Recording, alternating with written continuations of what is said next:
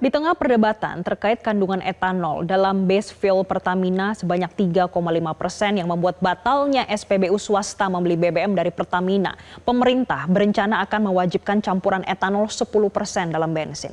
Pabrik etanol pun didukung untuk program tersebut tengah disiapkan.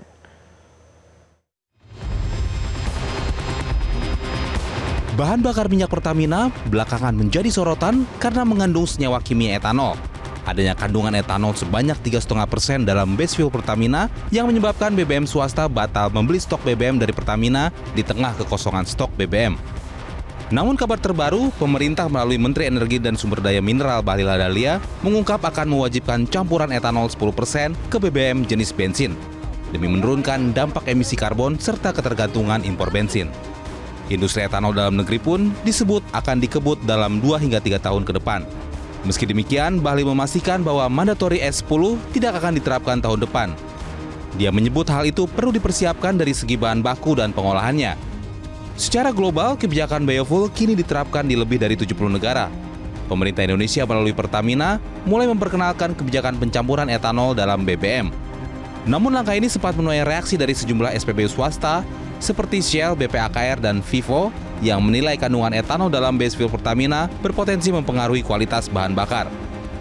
Jadi terkait jadi sebenarnya etanol, kandungan etanol. Karena ada kandungan etanol di kargo pertama, Pak. Berarti ini terkait kualitas dong.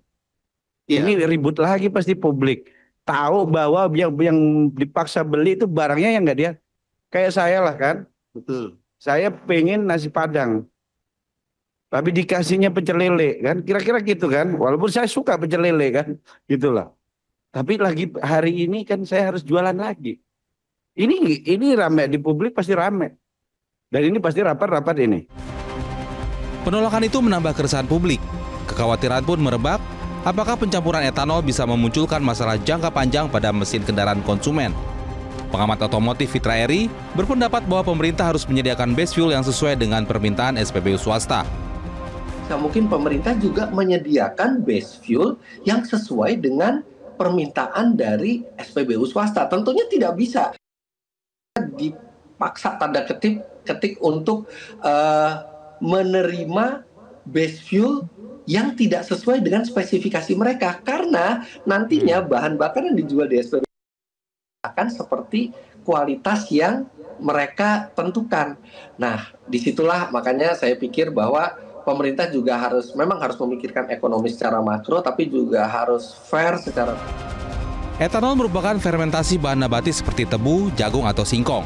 Di banyak negara, senyawa ini menjadi komponen wajib dalam bensin karena membantu meningkatkan oktan dan menurunkan emisi. Tim Liputan Metro TV. Jelajahi cara baru mendapatkan informasi. Download Metro TV Extend sekarang.